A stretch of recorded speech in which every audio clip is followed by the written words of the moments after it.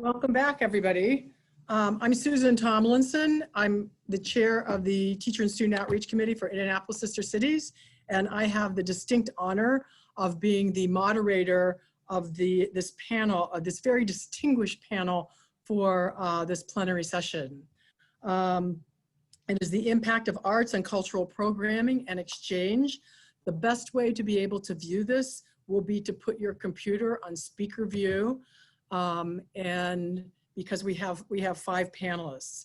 And we have limited amount of 5 panelists with limited amount of time, and we are all ready to go. So let me go ahead and share my screen, and I'll give a very brief introduction, and then we will go ahead and get started.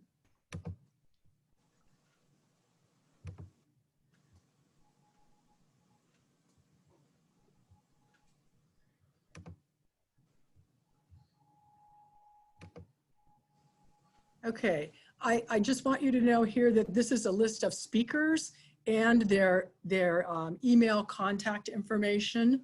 And I would like to tell you that we have practiced, and in learning about what all of these speakers have to add, it is just inspiring and amazing. I would like to thank Janet Harris, who is a member of the Indiana Sister Cities Symposium Planning Committee, for putting this panel together.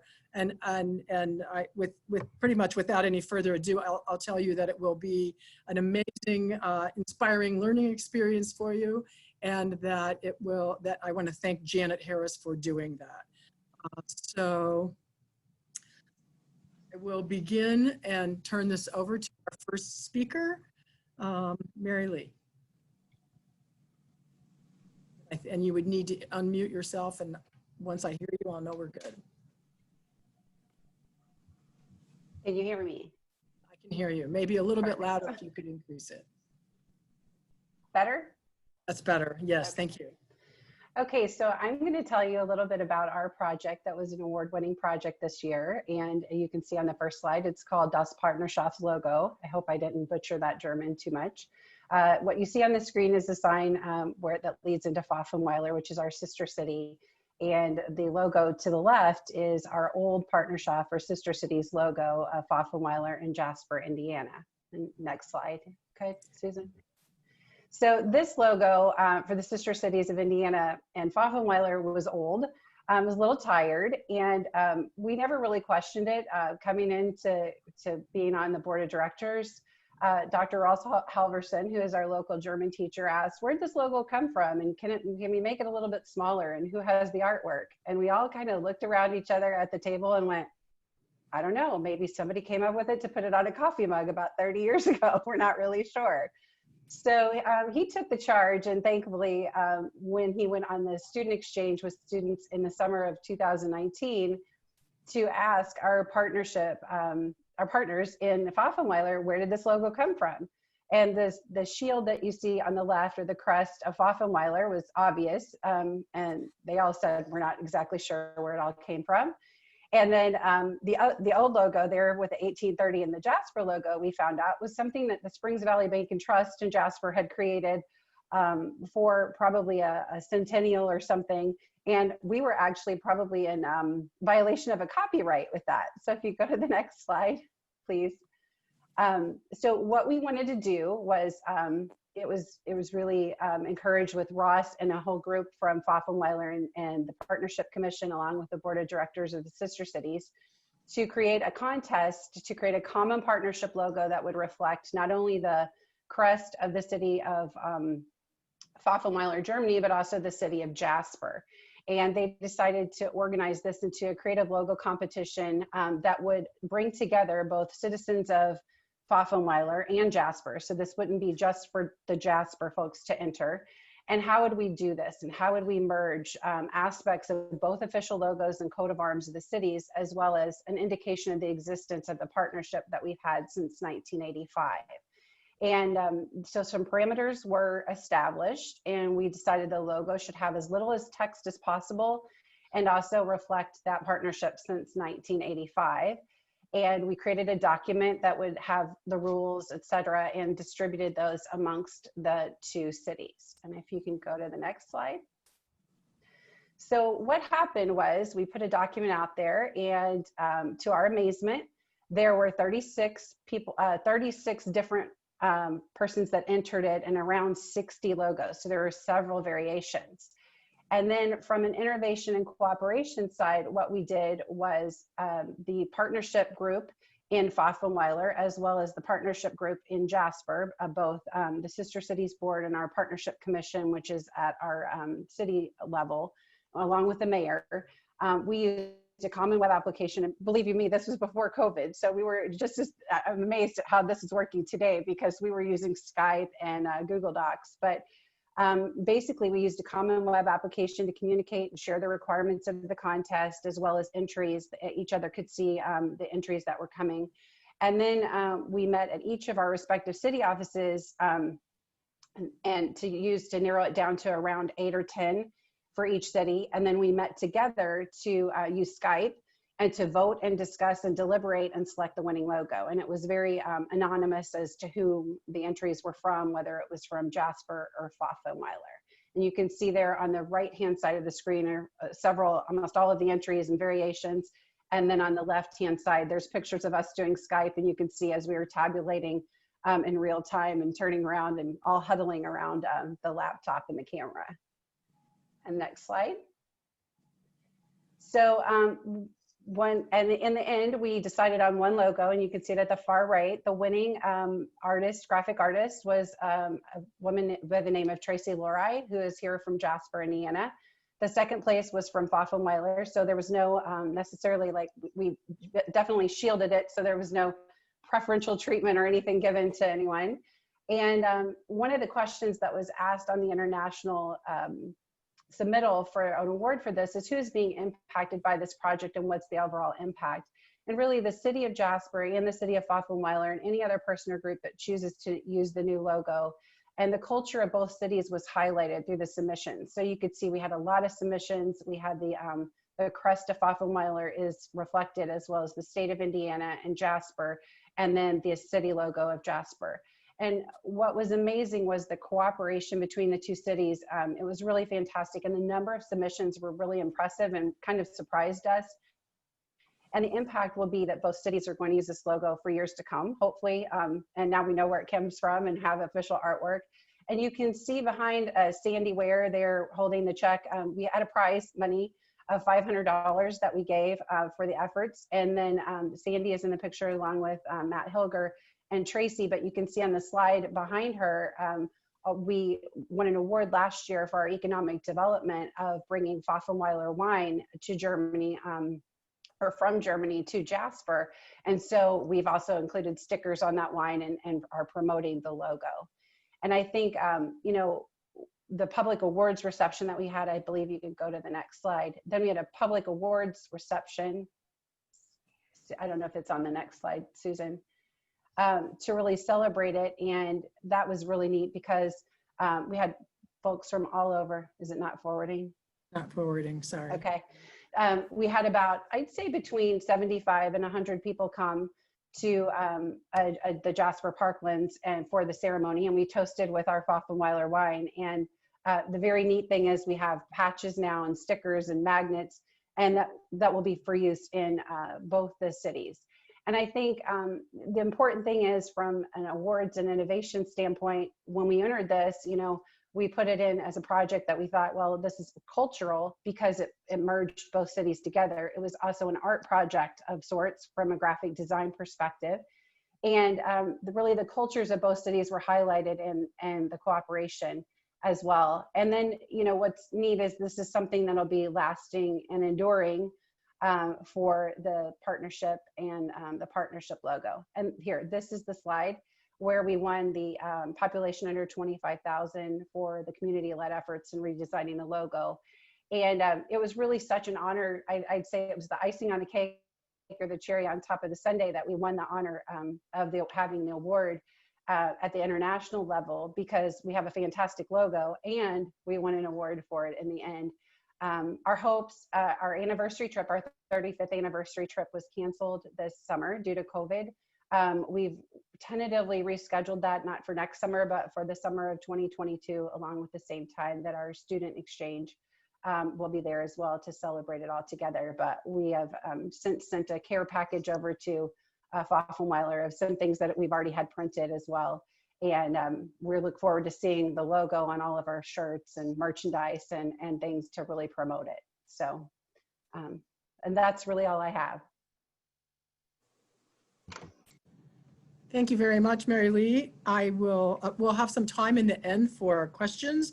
And so oh, sorry. There was the last one. Yeah, there we go. I'm sorry. It just got stuck. I don't know. That's okay. Okay. And so our next speaker for 10 minutes is Sherry Dong from the Hangzhou Sister City Committee of Indianapolis. Sherry? Hi, good afternoon, good morning, good afternoon.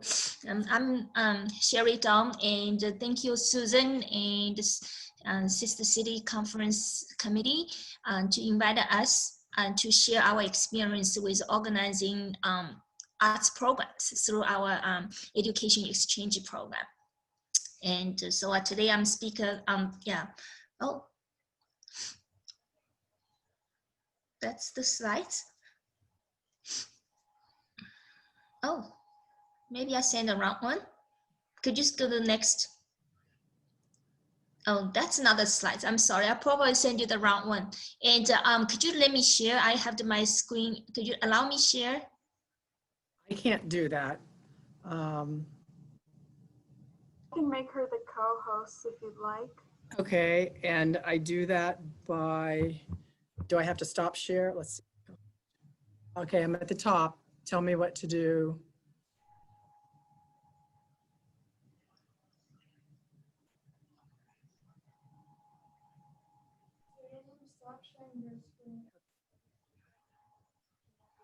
Okay.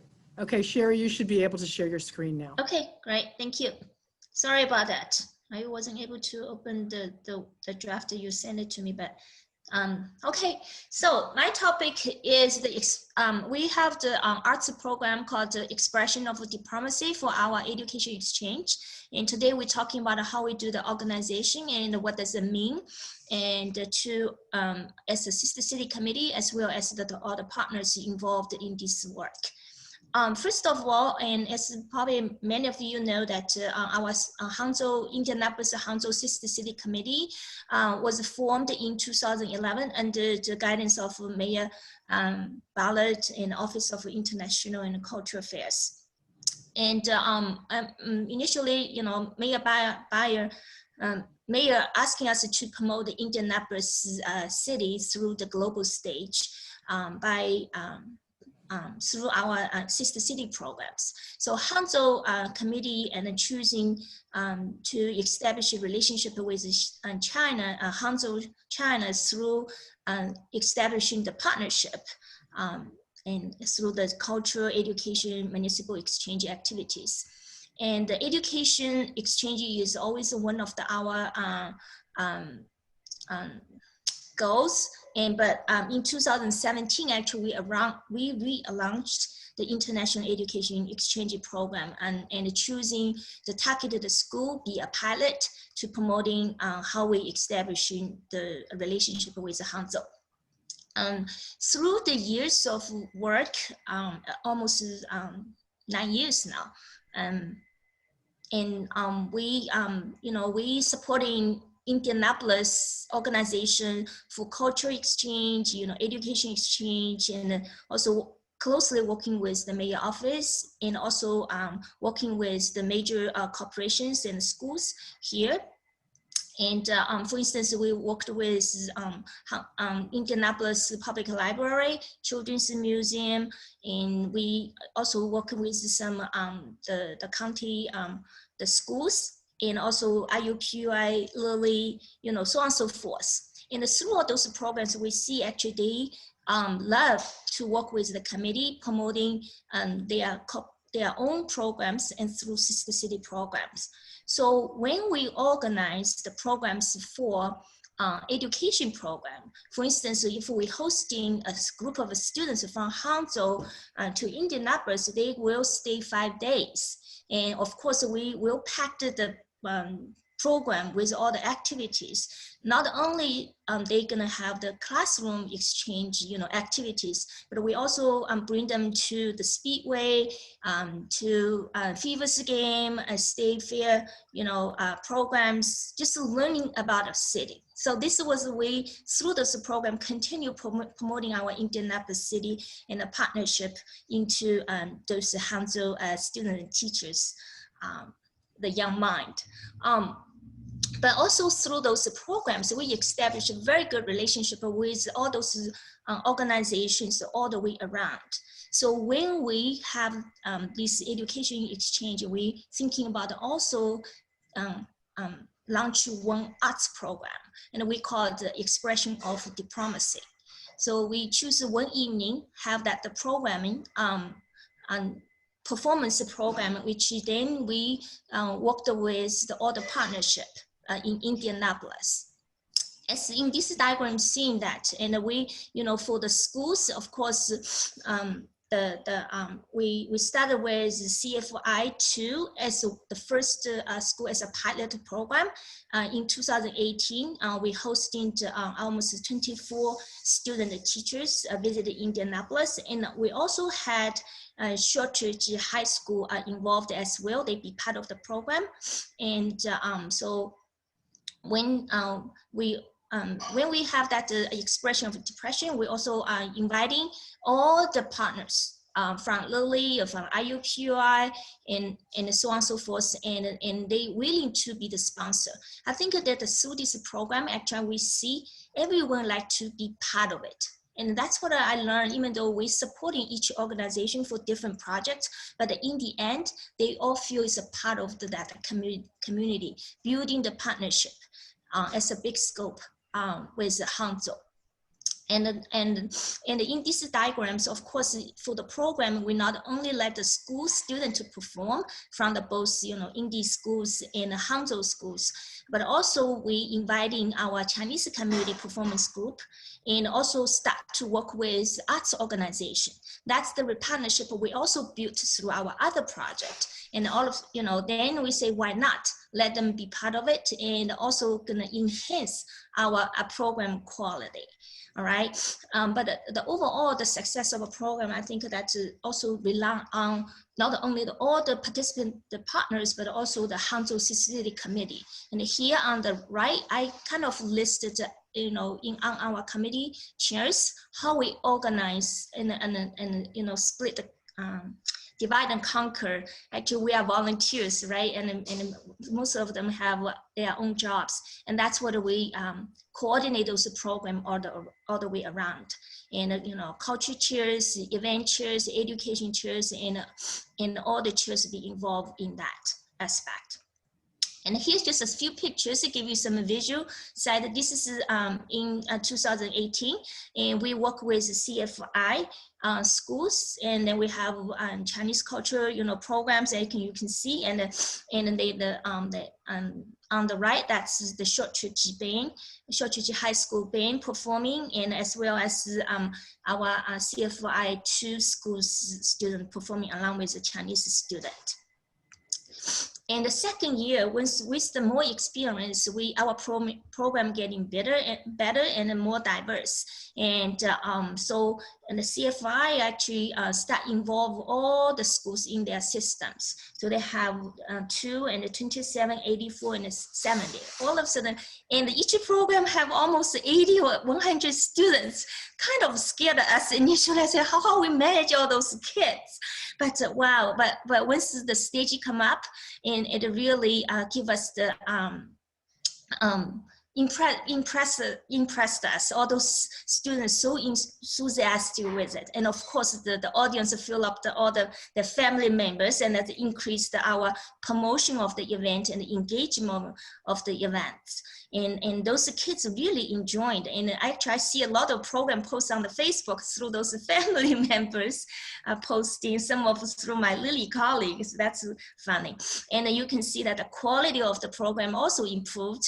And we do have our Indianapolis Chamber orchestra come to the stage to perform. That's which on the left bottom. And we're very honored to have the ICO conductor, Matthew Creamer, and David Murray, who is the principal bass. So the program is very good. We also hired, some other people to design the flyers for us. So with all short, I would say, what things can make us be more successful and engage all the parties. Even though we have a separate project, but all of together has the same mission and the vision promoting our Indianapolis and that, promoting the diversity in their organizations.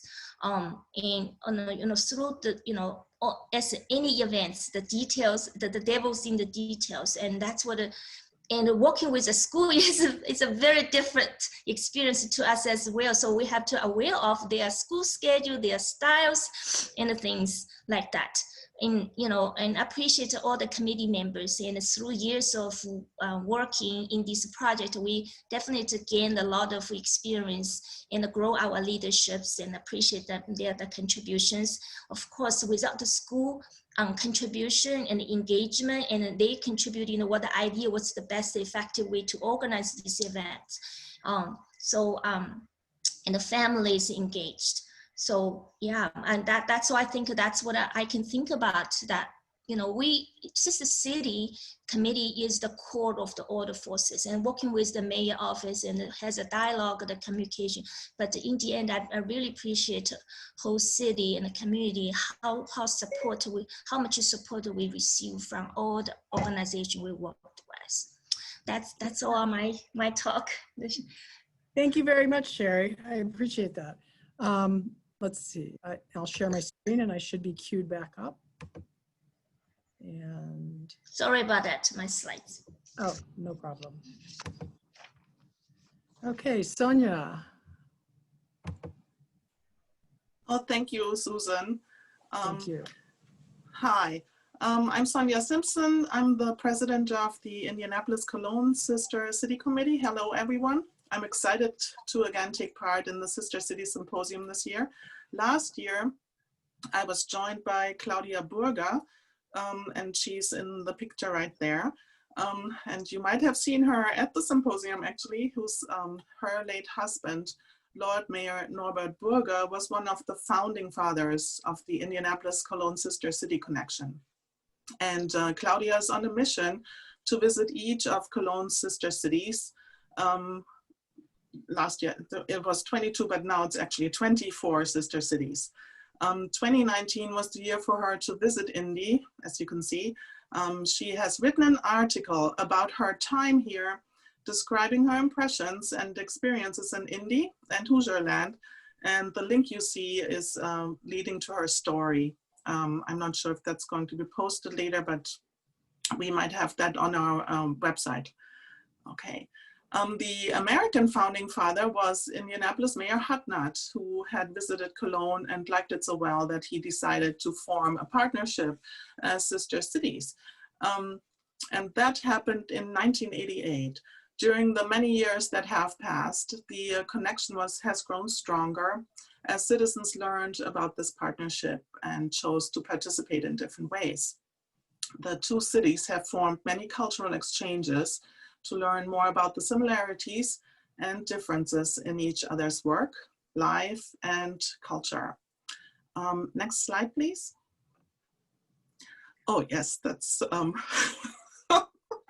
that's Cologne. That's actually from last year, 2019, when a group went to Cologne, a student group, and I decided to visit as well to get to know my colleagues in Cologne, and I joined Beate and the class at the horse race that is put on for the sister cities. I think it's every other year, but I'm not sure.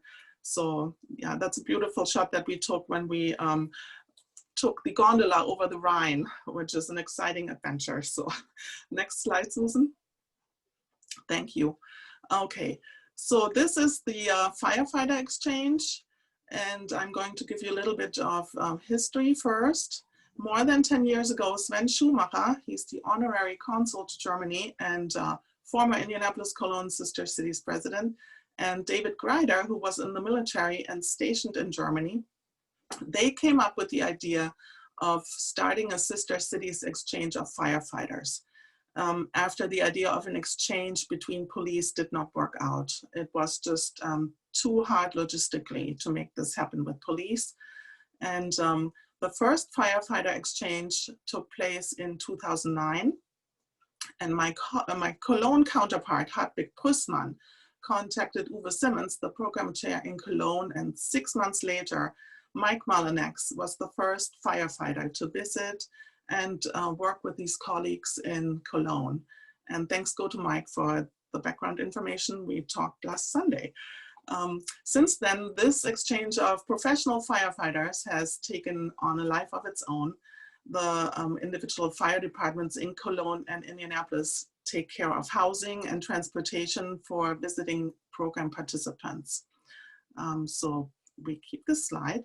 In July 2016, Sue Shepard was the first firefighter woman to visit Cologne. And as a fitness trainer and specialist in physical training designed for firefighting, she impressed her German colleagues, and she was promptly baptized Super Sue by this local press. And you can see her right there on the ladder. Yes.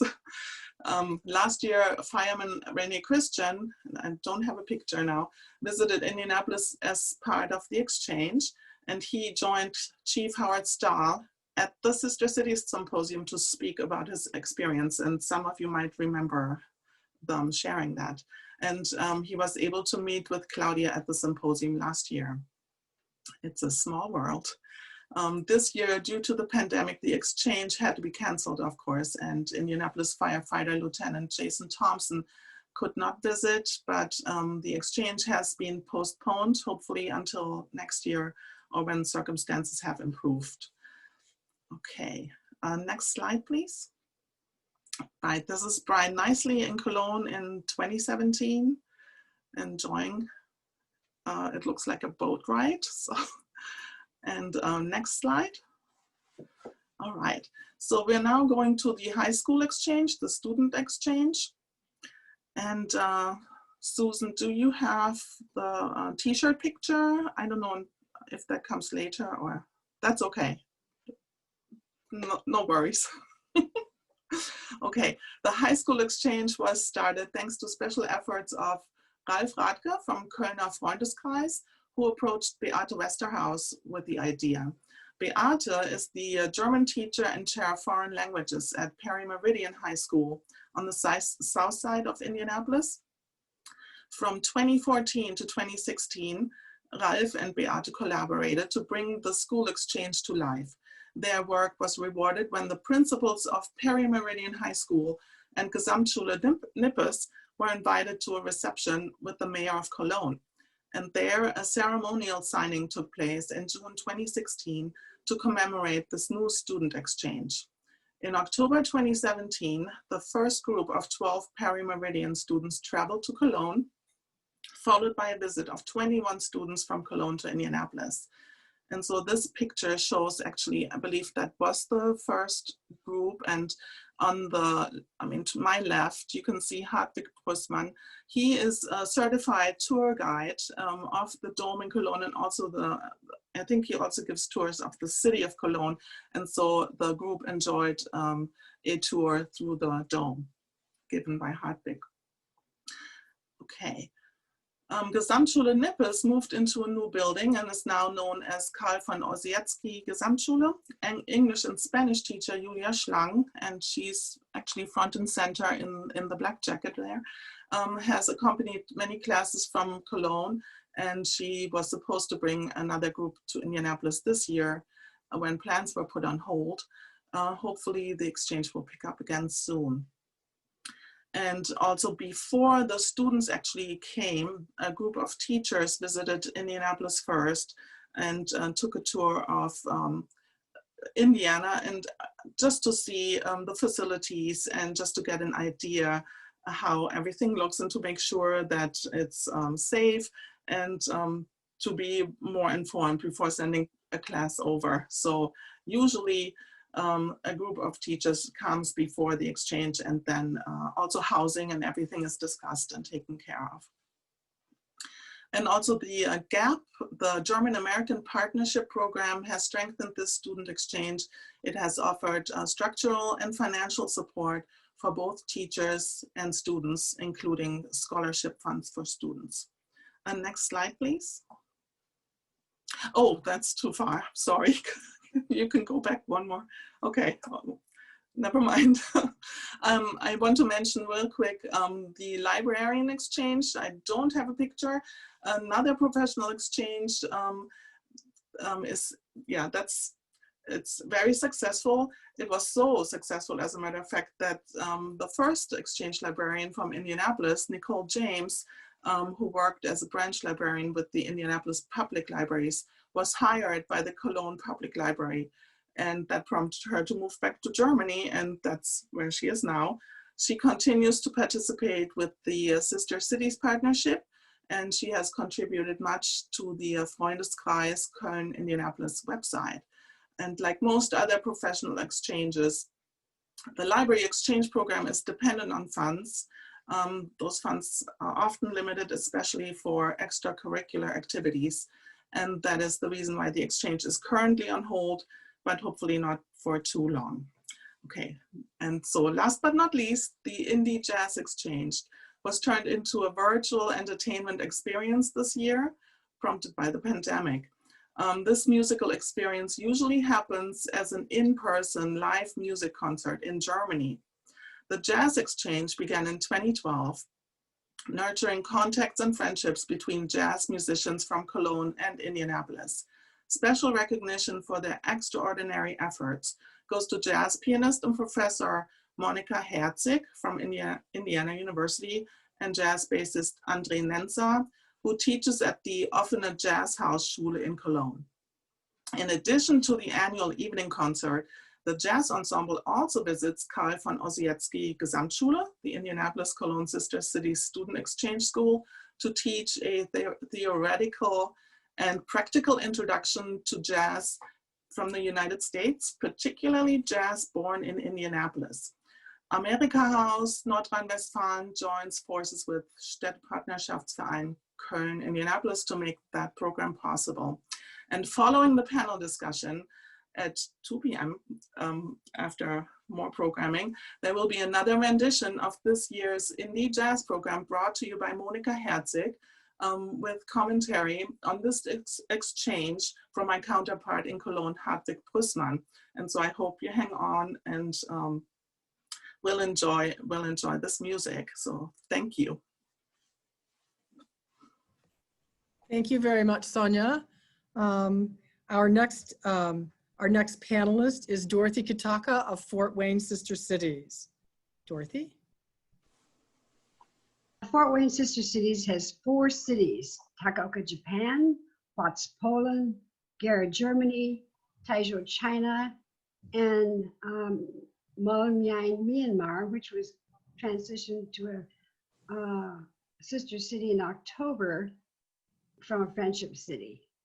Besides having high school exchanges and also physicians and police exchanges, we had many cultural exchanges, which brings the rich arts of traditions of different cities to Fort Wayne, Indiana.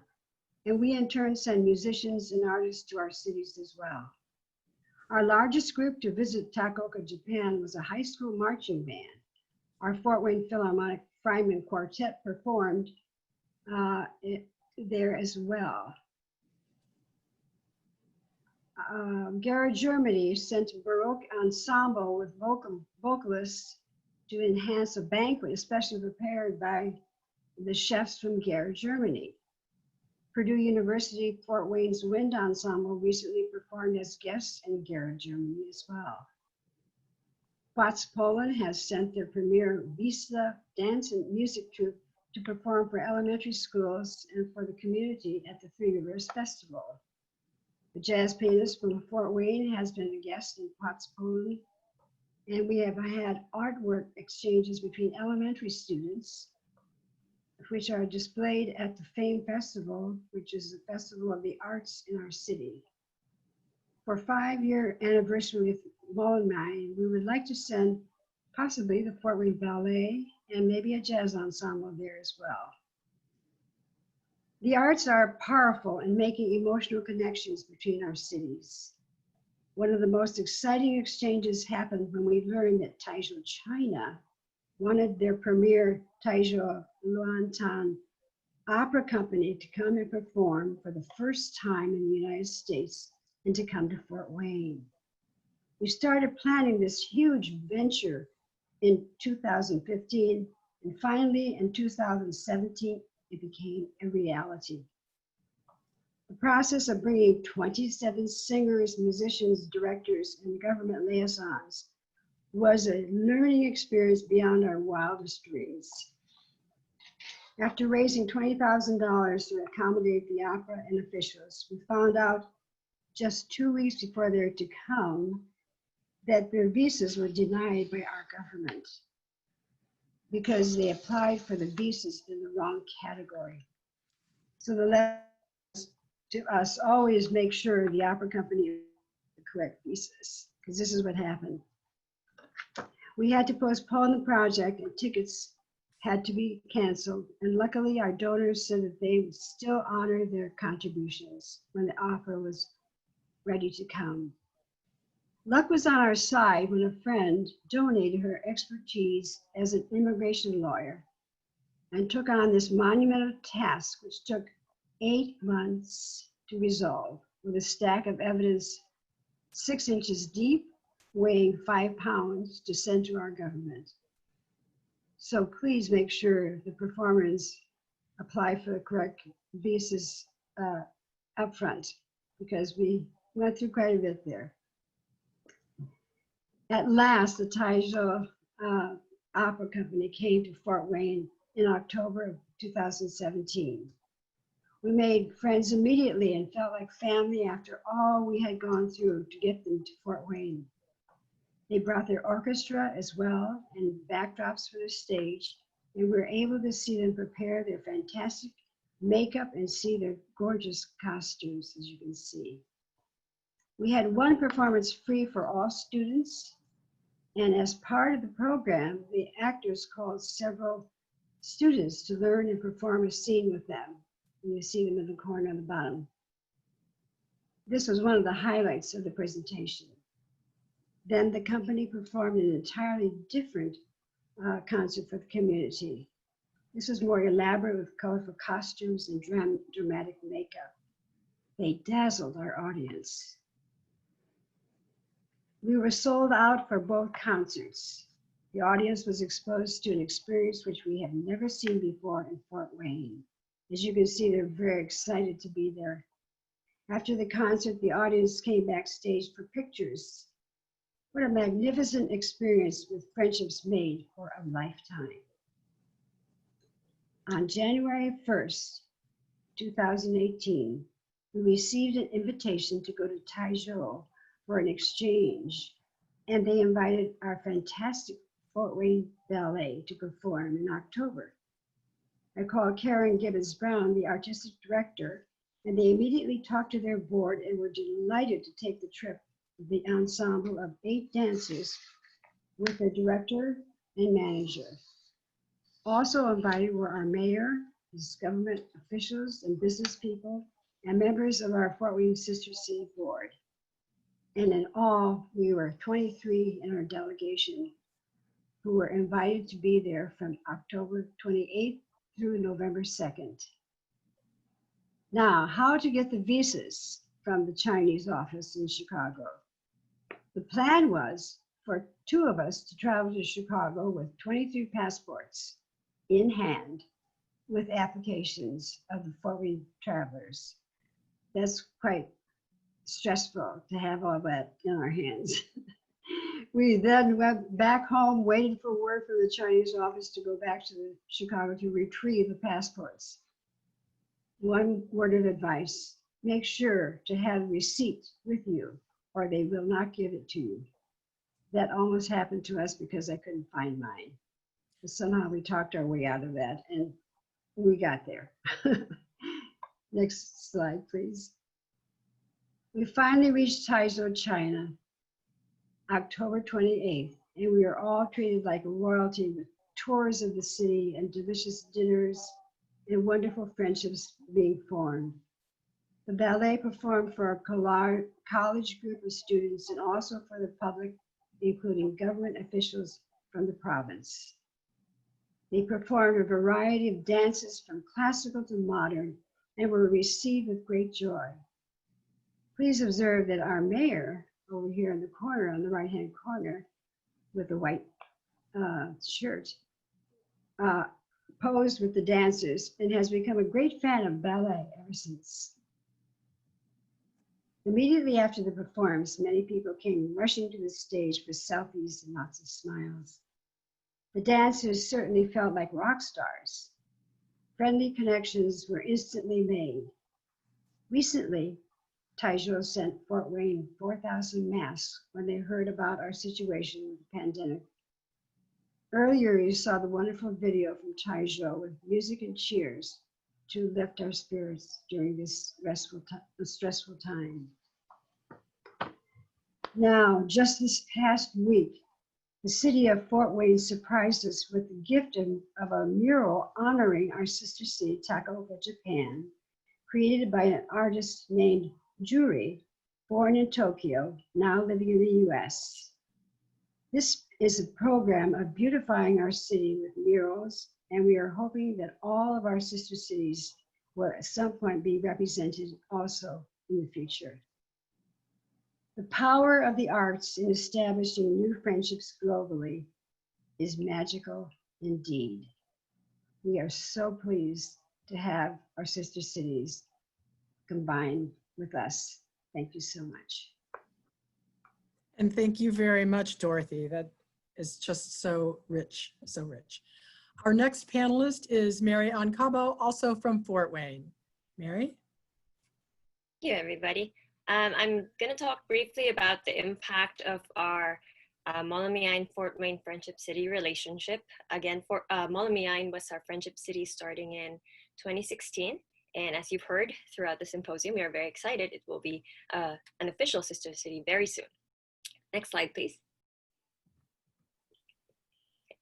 So I'm going to highlight two main events that happened last year in our Molomyine Friendship City relationship. In May 2019, a delegation from Molomyine came to Fort Wayne to look for university collaborations and university partnerships. So the rector, which is the equivalent to a chancellor or president of a university from Molomyine, came to Fort Wayne and talked to our chancellor at Purdue University, Fort Wayne.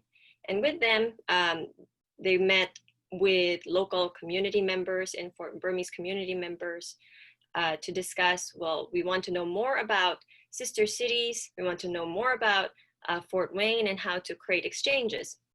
So in May 2019, the discussion essentially resulted in we want a committee in Molomyine that mimics your committee here in Fort Wayne so that we can have more exchanges. And so that started in May 2019. And then in July 2019, I went to continue our English language teacher program, which started back in 2017. Again, that was out of a desire from Molomyine for more English language instruction and support from our friendship city. So during July, we also met with, or I worked with the Minister of Immigration and Human Resource and Dao Putikin, who has worked closely with the Molomyine Committee in Fort Wayne to discuss how do we form our counterpart committee? How do we form this Fort Wayne committee in Molomyine who will be in charge of exchanges in the future? And so after much discussion and after our visit in December 2019, we finally met for the first time our two committees, the Molomyine committee from Fort Wayne and the Fort Wayne committee from Molomyine met to discuss how can we collaborate as two committees to strengthen this city relationship even more and establish more solid programming for the future. And so that picture that you see there is a historical moment of the two committees meeting together. At the same time, in 2019, we were there for a signing of a memorandum of understanding with Molamian University. Next slide, please.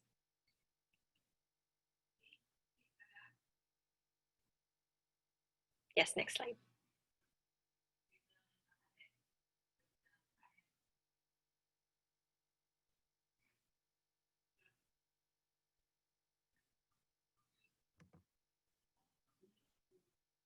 I'll try again. Sorry. Okay, that's all right. It locked.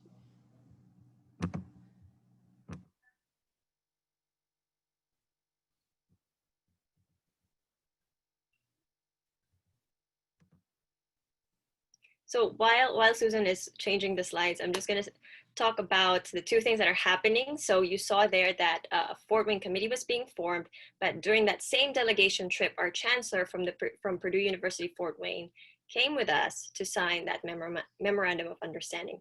So we're doing double duty there in solidifying the city-to-city relationship, but also the university-to-university relationship between Molamian University and also Purdue University Fort Wayne. And in this picture, you can see the next big thing that happened, which was the university partnerships between Fort Wayne and Molamian. So Fort Wayne sister cities signed a memorandum of understanding with Purdue University Fort Wayne, and that's the picture on the left. And the collaboration between Purdue University Fort Wayne and Molamian University is that picture on the right. So I hope you're getting all the partnerships straight in your head, that there are at least 2 or 3 major players here, and that we're trying to create the synergy among the different partners so that we can have more sustainable partnerships in the future. Next slide, please.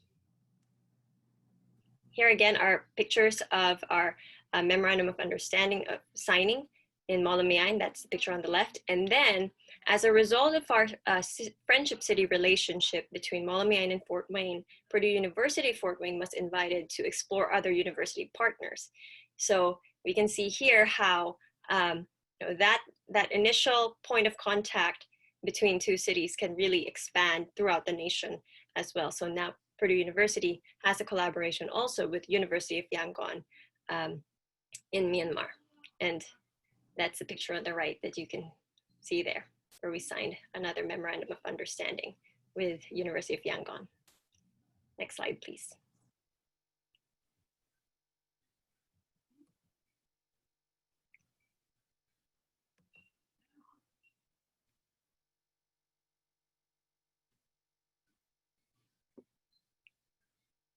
And all of those university relationships, not only did it start because of the Friendship City agreement between the 2 cities, but it was also a result of that English teacher program that started in 2017. So one thing that I know is on everybody's mind during COVID-19 is, how do we keep these exchanges going when we can't be there physically, right? So our concern now is, how do we innovate? How do we turn to virtual exchanges to make sure our city relationships are alive?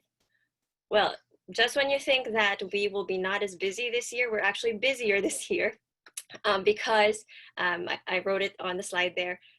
The English teacher program that started with Fort Wayne Sister Cities from 2017 to 2019, this year, because of our relationship with Purdue University Fort Wayne, has morphed into what we're calling this English Language Partners Program, which is a way for students in Molamian to partner with our students here in Fort Wayne as conversation partners.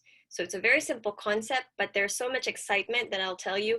When we launched that program, we had over 1,000 registrants who were interested in having a language partner. We only have 20 students on our campus who are tutors and volunteers.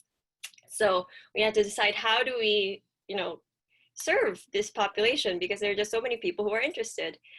So we had to cap it. So thankfully, we're still able to serve about 250 students, and we're very happy and excited to share with you that this program is going to start next week on Monday. So I'm looking forward to hearing the reports from our students here in Fort Wayne, how their first few classes are going to go.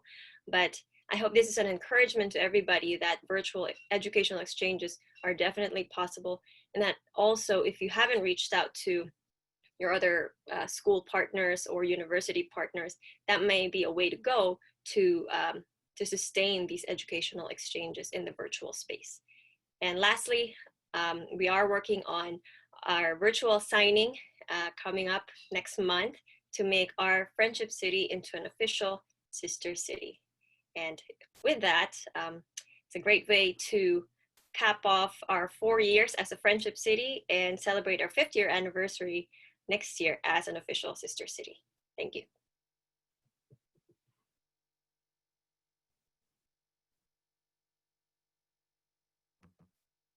Thank you very much to all the panelists. I've never had my PowerPoints not forward. I don't know why that's happening. I'm going to share my screen one more time for the last slide, but this is the end of our panel part, and I have just a few things to say, and then I'll go ahead and open it up. We do have some time for questions.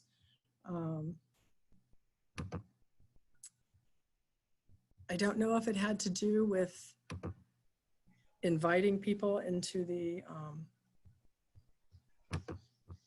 admitting people into the room. I don't know, so. All right, so I just want you to know that at the end of the presentation are the bios, and actually I ended up putting the contact information on the very first slide. And also thank you to our panelists, and thank you to Janet Harris for making the contacts. And I guess at this point, I can stop sharing and go back to the view where I can see who all is here, and invite you to, if you would please, you can give us a question in the chat box. If you have any questions in particular, I think you should be able to unmute yourself if you would like to ask the question. But we've seen anything from visa problems from Friendship City to Sister City, firefighter exchanges and librarian exchanges, and art exchanges. And so do you have any questions or comments or anything that you would like to share? This portion, the panel portion is over. This is time for Q&A and a few comments, if you will.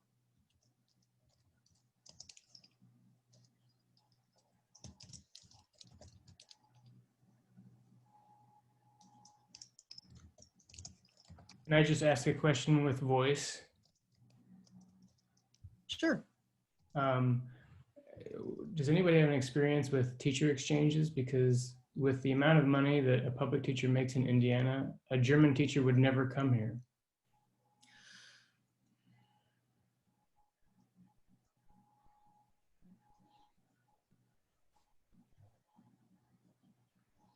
Are you asking specifically at the K-12 level then? Or well, I don't know what teachers have, is it at the university or K-12? I mean, either or. It's just that it seems that the teachers make so much more money and are taken care of a lot better in other countries than here in the United States. So what's an incentive for somebody from another country to participate in exchange with us? Apart from the exchange per se. Are you talking about a full year, like to come for 1 year, like well, whatever other partnerships have done. Oh, okay.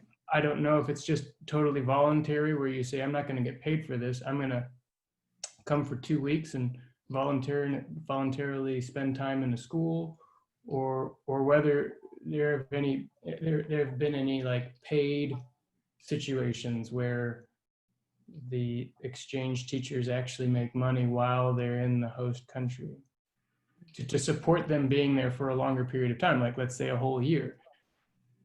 Yeah, I would say my experience with sister cities is that any type of an exchange would be more on a short-term basis that would actually not be paid. So for example, you know, you're going on a 2-week exchange, maybe during spring break here or fall break here in the United States, where actually in the international country, they're still going to school. So you as the teacher or someone else as the teacher can go over during those 2 weeks and experience what is school like in China, or what is school like in Peron, Slovenia. You know, so you can actually learn and grow your educational skills by gaining that additional experience of seeing how it's done in another country and apply that to what you know and how you do things here in the United States. That's exactly, for example, the firefighter example that was shown. That's what they're doing. They're going for a short period of time, 2 to 3 weeks, and they're going over there to learn about firefighting and how firefighting is done in Germany. And then they come back and they apply that to how we do things here in the United States. So the intent of the exchange programs really are not for professionals, librarians, teachers, or firefighters, or anyone else to actually gain additional income, be paid through this experience. But it's actually, the focus is for you to acquire different skills, through the exchange and experience. I'd like to add something to that, Ross. Are you familiar with the Lilly Teacher Creativity Grants? No. Okay. It's through the Lilly Foundation, and it is now a $12,000 fellowship that they give away to about 60 teachers every year, and you create your own adventure, so to speak. It's been anything from attending workshops, renting a mountain cabin for writing poetry, but I know multiple teachers who have written a proposal that they would visit a sister city, or another city. I was able to visit Peron, Slovenia that way. Mm-hmm. So Hi, can you hear me? Can you hear me? Yes, this is Hartwig speaking from Cologne, Germany. It's great to see you all. And actually, I have knowledge of at least 2 programs for German teachers that could do something at schools in the United States. And if you send me a contact, I can find out about those programs and send you the contacts here in Germany. One is, for instance, the Pädagogische Austauschdienst. You might be acquainted with that already. Mm-hmm. And then there is a special program here from the University of Cologne, where teachers get their education. And I have a very good contact with them as well. So if you are really interested in getting a teacher to the United States, they're always looking for schools that are interested in sending out teachers, or teachers who just are educated as teachers. Okay. Can you see the chat? My email is in the chat. I can send you another email if that doesn't work. I saw your name, Ross. Ross? Yeah. Why don't you contact my colleague at the Sister City Committee in Indianapolis? Okay. And let me have your email address, and I can try to find out and send you stuff. Okay. Let me comment on that similarly. We have done one teacher exchange program between Indianapolis and Hyderabad. I don't remember the year, but we selected a teacher from Damar Charter Academy who were special educator. Went to Hyderabad for 3 weeks, I think, maybe 2 to 3 weeks, and able to train special educators in Hyderabad or around Hyderabad. More than 1,500 special educators were trained during that time. But again, it's a volunteer. She took off from during the summer, or not summer, I think it is January, February, because the weather is better in India at that time. And we were able to fund that trip, very minimal. The school was able to provide the accommodation there, but it's all a lot of challenges. It's not easy to coordinate. And when a teacher from here going there expecting something, and then we haven't had any teacher exchange from India to Indianapolis yet. But these can be doable, but these are, as Jane said, it's very short term. And the goal is, what is the outcome of it? It's not just the experiencing or anything, because you can't do too many things. But the important thing was we were able to train special educators who could teach autism, mental retardation, children, Down syndrome, different therapeutics using in a what she could train other special educator and exchange. And of course, she learned what they do in Hyderabad. So that's our experience. Wonderful. Thank you very much from Hartwig and also from Raju. Anyone else have any questions or anything else to add? We have a few minutes before the awards begin at 1:40. So we're in here for a few more minutes. If you have something to share or to ask, feel free. Sure, Susan, I'll add something. Okay, thank you, Jenna. I have a deep belief that the arts have a unique contribution to make right now in pulling our nation, if not the communities around the world, into a recovery and full, robust way of living our lives once we're past all this health scare. And what Monica and Hartwig are doing is a wonderful example of the kinds of things that we can do using the tools at hand with Zoom. And so I hope that our sister cities groups will begin continuing these exchanges, even though it might be via Zoom. So press on. And also to point out that if you look at the program, there are, in order to support the arts and the groups that we're hearing today perform before, during, and following from 2 to 3, the Jazz Exchange, that there are links to those performers and their websites and information for even some purchases to help support these performers during this difficult time for performing arts. Yes.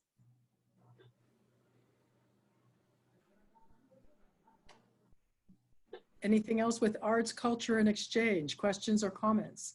We might as well take advantage of a few more minutes left, and then they'll give us a time where we'll be transported. I had a question. So I thought the mural in Fort Wayne was very stunning, the community mural. And there was mention of adding more to for the other sister cities. Is there any idea if that's going to be like a mural hunt, throughout the community in different locations, if those would be centralized, or if that's just a hope down the road?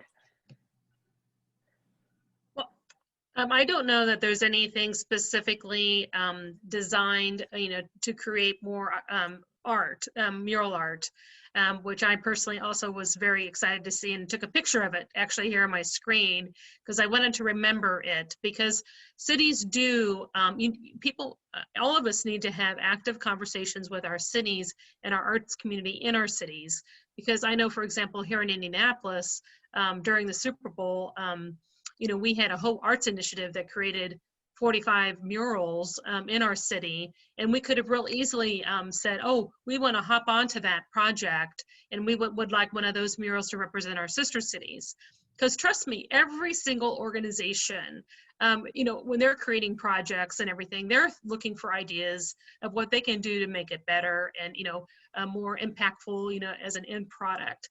So for example, I kind of shoot myself because I was around, when those 46 murals were being created, but I didn't think of it, and so for example, I just would have conversations because I know, for example, even Indianapolis is still doing murals, and so we just need to, call up the Arts Council and say, hey, just so you know, Indianapolis has these sister cities, and it would be a great topic, to show our ethnic diversity and our global connections. And so I just think you need to, I encourage everybody to have those conversations.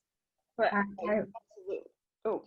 So yeah, and I think those mural hunts or those art finds throughout cities are becoming more popular. And I just thought that was a stunning mural, and what a fun thing to do to incorporate those different locations throughout. I mean, it's not my city, but I'm excited for it, and I would travel to see those. Yeah, and actually, I would encourage, cities also generally just look for pieces of public art. And so, for example, in Indianapolis, also, we had a whole plaza, connected to our city in our city building, our city county building, and then that is where I did connect. I was looking for a public art that could be a sister cities focus in a strategic place in our city. And, you know, and so initially it took a couple years before the right thing to come around, but actually in Indianapolis, then we had this plaza that was going to be renovated. And by then I had raised enough money that I had the money to go ahead and have a piece of a significant, large piece of public art in that plaza is dedicated to Sister Cities and has the Sister Cities information associated with it. So just, you know, look at your cities and say, gosh, where would be a really great place to have a peace pole, a Sister Cities directional sign, like, you know, 3,823 miles to Hangzhou, China, you know, 2,000 miles to Cologne, Germany, you know, something like that. Google ideas for public art, you know, and what kind of public art would you want to have in your community? And then just start doing it. And then when the right opportunity comes around, then you'll have the, you know, have funding and, you know, to be able to get it created. Because I think it's great. That's one way where people are walking by that area and then say, oh, wow, they have a Sister City in China, you know, or, you know, wherever. So. Dorothy, one more thing to add? Yes, I would also like to say that we have also made a sculpture in our international airport. So as soon as you get off, with your luggage, you can see it. The murals, I did talk to the city officials in charge of them and put it into their ear that, you know, we do have 4 others that you could keep in mind. And they said they were very looking forward to that. So we have to keep reminding them that we do have this wonderful connection, and a lot of people just don't know about it yet. And so we're getting a little more into the community as far as PR. And we also have a media sponsor for TV, which he takes care of all of our PSAs for announcing things like, you know, all we're doing and in the city. And also we have a gala to raise money, and they do so many things for us. So latch on to a media sponsor. They're wonderful. That's good advice. Peter, are you ready to transition us?